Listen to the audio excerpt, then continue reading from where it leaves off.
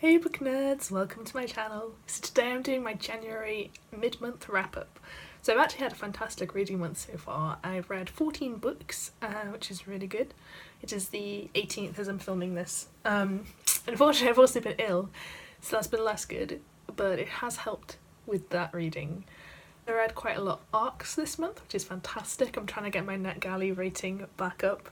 I've hit 100 books that I've been sent, but my percentage has been floating around 55 for quite some time now, so I need to raise that up. I need to stop requesting books because every time I review one I'm like, oh well, then I can request more, and I request like 3 and then get sent 3, which is fantastic and I'm very grateful, but that percentage though. So anyway, let's go through the books. So I started the new year off right with a nice gory horror, and that was Disco Deathtrap by Roubique. This I gave 4 stars to. I really liked this book. This is a horror set in the 80s, and it's about a group of kids who go on a school trip to a disco icing rink thing.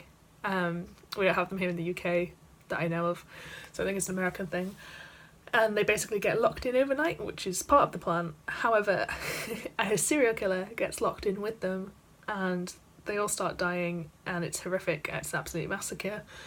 I really like this book. Like I said, I gave it 4 stars. I've read both Kill Rivers by Roubique, and I did enjoy both of them, but I found them both a little disappointing in terms of pacing and characters. This one was so much more up my street. The pacing was still a little off, but I was way more into the characters. I felt much more invested in several different people, not just like one main character. And I felt that the additional personalities really helped. I really liked the ending. I thought it was a way better resolution than either of the Kill River books. And the horror and all the cool gore elements and the slasher elements that are kind of the strong points of Kill River are still present in this book, which is really good. So I was very excited. I just need to read Golf Course now. Yeah, Golf Course I think is the next one. And then hopefully Kill River 3 is out this year, so super excited for those. But yeah, definitely recommend this if you like slasher books. In my opinion, this is the best of Roubique's work, so I would check this one out first before the Kill River ones, but yeah, really glad I read this. Next we have an arc, and we have Dead to Her by Sarah Pinborough. This I gave 4.5 stars to. I loved this book. This is a thriller. As it's an arc book, all my arcs will have full reviews down below, linked to my blog, so if you want any more details than I talk about now, just read those. This was such a great surprise, so it's tough with this book because I don't want to say too much about it. But essentially, the blurb, it's about a woman who is married to this guy called Jason, and she was once his mistress, so she kind of usurped his original wife and is now like the new hot wife. Jason's boss has just gotten a new wife called Keisha, and Keisha's even younger than our main character, even hotter, and she is now like the new hot wife. But our main character is worried that Jason is going to have an affair with Keisha, and that's like the setup. And yeah, I don't want to say too much about this book, because I think even with thrillers, saying there's twists and stuff can give you impressions and expectations, but I loved this book in a way that I didn't think was possible from the blurb. It does some really cool stuff. It's best to just go in as blind as you possibly can. But I got super invested in the story. I literally read it in about a day because I just could not put it down. And yeah, it's one of my favourite thrillers already. It's like a second book I read of the year, but it's really good. And I'm so happy I got the arc, and I'm so happy I loved it. So sorry for the slightly weird new angle, but the sun is making it impossible to film.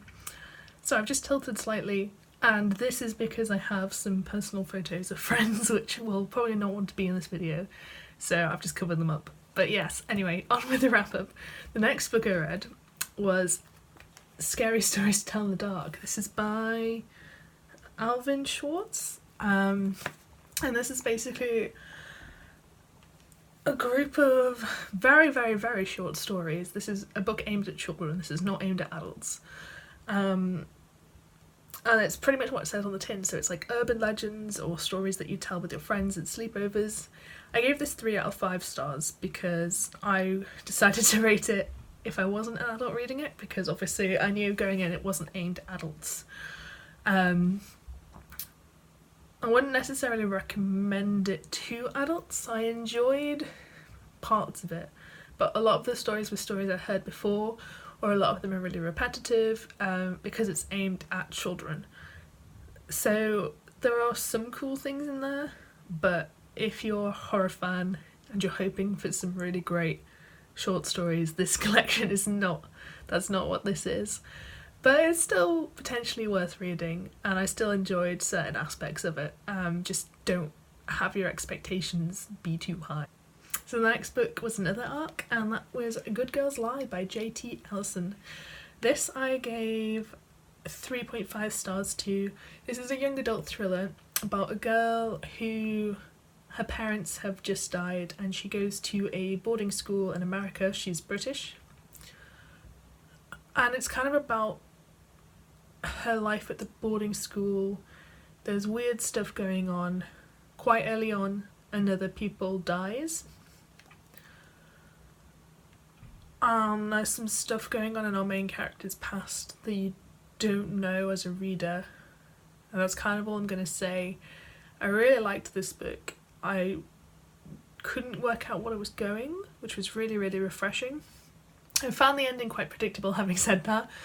Once certain elements are put together, it becomes quite easy to figure out what's going on in terms of the mystery, but that didn't necessarily mean that I knew where the story was going to go in terms of the plot, which was really cool. Other thing I really liked, the dean of the school is a narrating character in this, or it's like third person narration focused on her, and she was a really great character. I really liked that they had like a teacher be such a prominent part of the story, and it was done in a really good way, so she was interesting and it wasn't just like a random character you had to read through to get to the actual story. I really liked that. Yeah, it was good. It delivered on a lot of things. It's definitely better than most young adult thrillers, and it had a lot going on in its plot, which I really appreciate.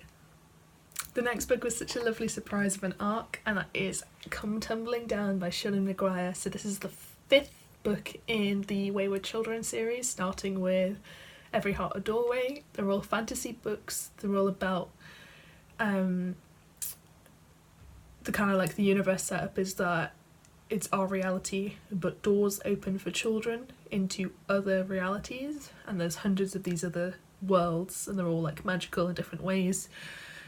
And the first book is about a boarding school for the children who come back from those worlds and have to adjust being back into the normal world again.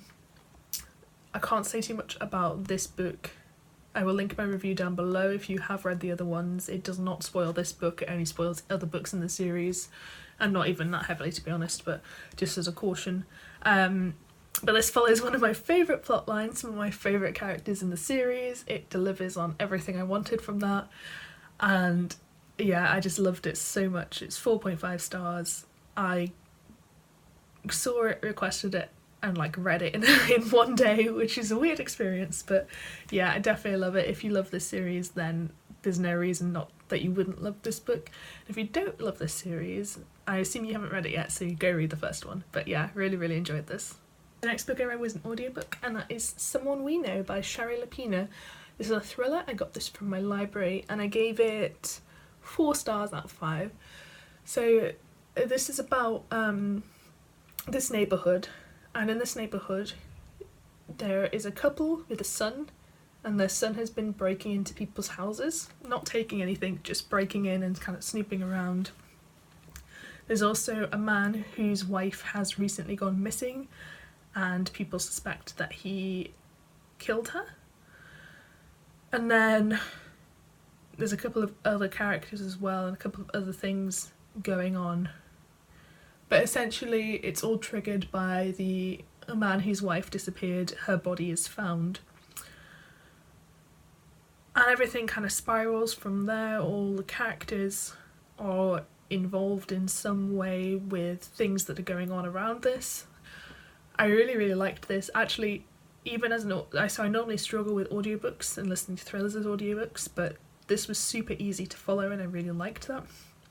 At one point, about halfway through, all the characters and all these different storylines and narrators were all pulled together so brilliantly that it was really enjoyable. It didn't feel like I was keeping track of loads of different things going on because they all just kind of blended together in a really clever way. And then the book lost that a little bit, and it was still good, but it was less neat and less tidy as it went towards the climax, and that bothered me a little bit. The climax was fine, it wasn't particularly surprising for me following the story, but it wasn't particularly bad, and it didn't make me go like, oh no, that's just a stupid ending, so that was good. Yeah, I think this is definitely one of Sherry Lapina's better works, but I still have to read a couple of her other ones, so yeah, I did really enjoy it, it's pretty good. Next we have a non-fiction arc, which is You Look Like a Thing and I Love You by Janelle Shane. So this is a non-fiction book about AI, and I absolutely loved it. I gave it 5 stars out of 5. So, brief background that you've all probably heard before, but I'm on essentially a computer science PhD now, but I have a psychology background. I have to do some modules in AI and pass them. So I picked up this book because I was hoping it would help me with that. I don't know if it has, but it's actually made me interested in AI, which is a miracle in itself. So everything was explained. The writing style for this is phenomenal. Like, considering the topic, it's written in such an entertaining way. It's so easy to follow. I understood what was going on all of the time, which is incredible. And it's got these amazing cute little drawings throughout. So you see on the cover there's that little cube. They show up throughout the cube, and it just helped illustrate so many principles and things that the author was talking about in such a fantastic way. This book was hilarious as well. Like, genuinely, I was laughing out loud on the bus. Like, people were looking at me, it was that funny, and I just couldn't help myself. It gives a lot of examples of... So, what this book isn't, it's not a guide. So, it's basically a guide to what AI is, what AI can do, what it definitely can't do, and why all the fiction that's like AI is going to take over the world is pretty dumb at this point, because AI is pretty dumb. And it's peppered with all these fantastic examples of dumb things that AI does. So, for example, there's like an AI that generates recipes, there's an AI that generates My Little Pony names, and all that kind of stuff. And that's what I found really funny, is all these examples of real AI systems and things they've generated. And yeah, this is just... I would generally recommend this to everyone. I've already bought a copy for my friend for her birthday, because I just was telling her everything that was happening in the book, and I was like, at this point I might as well just buy you the book because you're gonna really love this. So yeah, I'm so happy that I got this arc, and genuinely I would recommend checking out this book. It's kind of expensive, but in my opinion it's pretty much worth it. Next book I read is a controversial one, and that is Those Girls by Lauren Saft. So this is a contemporary about a group of teenage girls who are awful. They are awful people. It is absolutely roasted on Goodreads, and I gave it 4.5 stars because I loved it, because of course I did. So this is not going to be everyone's cup of tea. I recommend reading a couple of the Goodreads reviews, although I will say I have read a couple of the bad ones, and I think they don't understand the tone of this book, or I think they've misunderstood the tone of this book. But basically it's about a group of 3 girls, and they're all awful people to varying degrees. One has a terrible boyfriend who just treats her awfully. One is the slut, who kind of sleeps around and wants a boyfriend but doesn't really know how to do that. And then the other one is kind of the nicest of the group, and she is in love with her male best friend, who's gonna start dating one of the other two pretty soon. Yeah, this is just I just found this a fantastic. It was just really the way the dynamics were done was really good.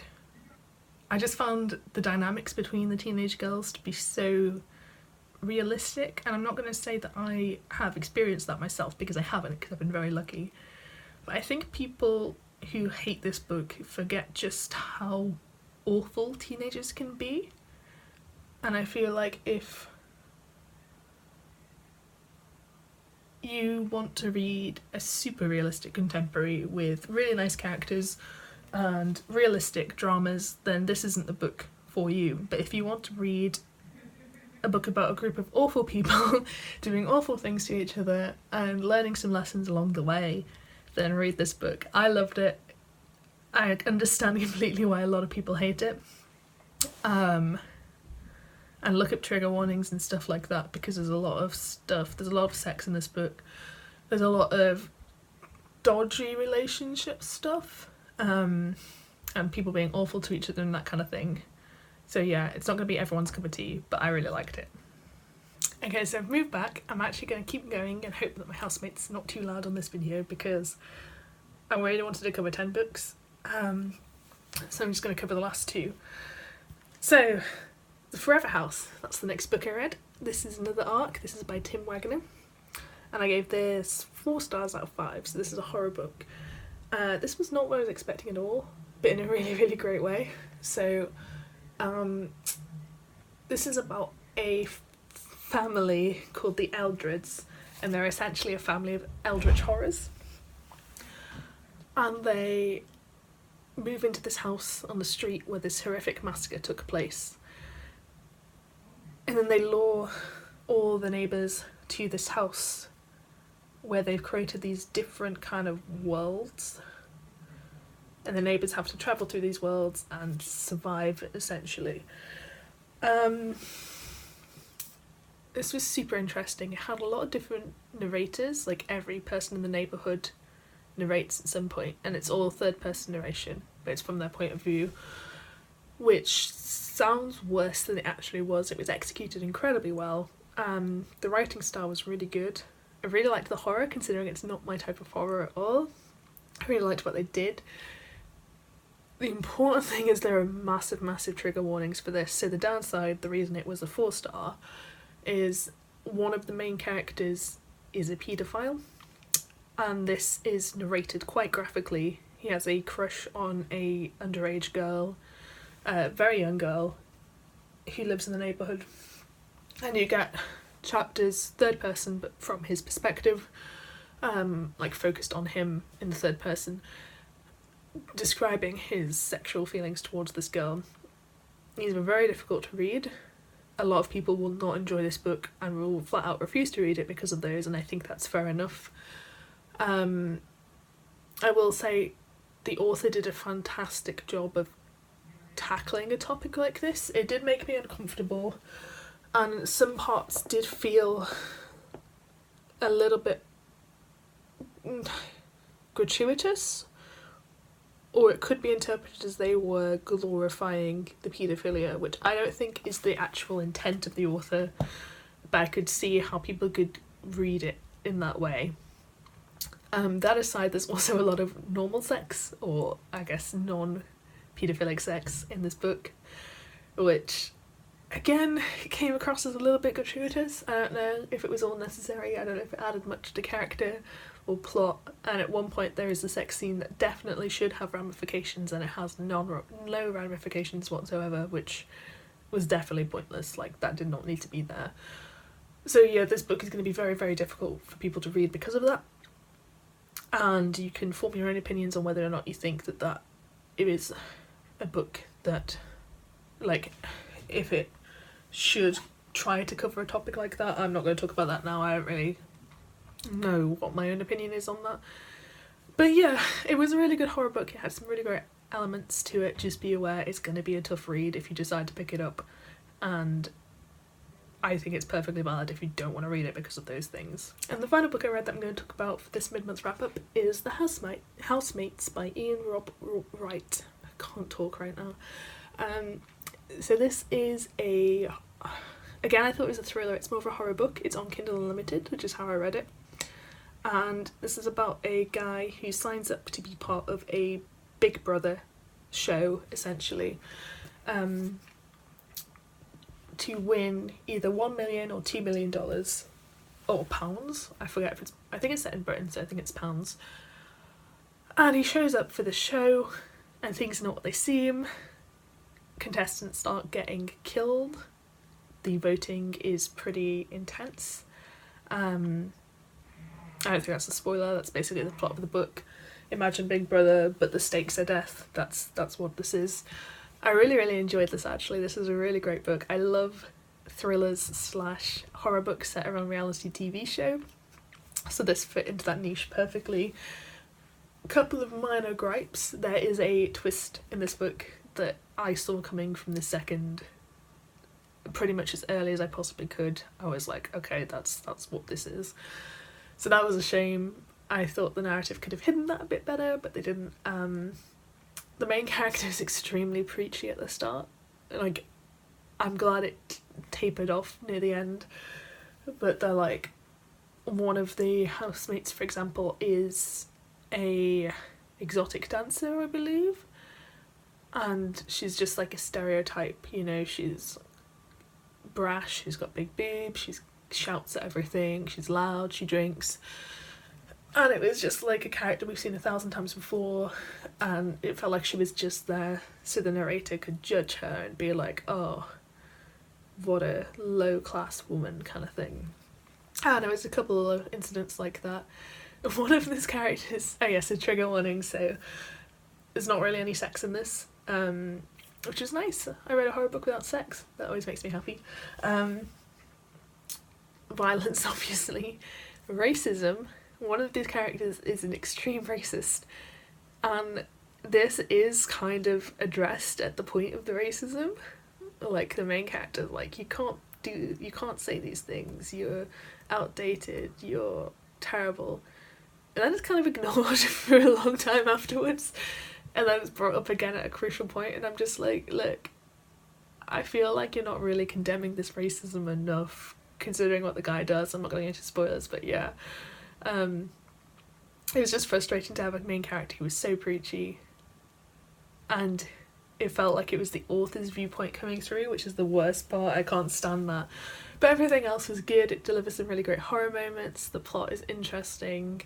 This is actually part of a series, which I didn't know, and I don't really know what the link is between the series, but it's felt like a standalone. I'm pretty sure the sequel or the next one in the series isn't actually a sequel to this book. But yeah, I really enjoyed it. If you like the sound of that premise, pick it up. It's pretty short. It's on Kindle Unlimited. It was a really good read. So yeah, so those are all the books I'm going to talk about so far for this month. I hope you enjoyed this video. Let me know if you've read any of these, or if you think you're going to read any of them. If you need any more trigger warnings or any of that stuff, just drop me a comment down below. I hope you enjoyed this video. If you did, please give me a thumbs up. It helps me out massively. And I hope to see you next time.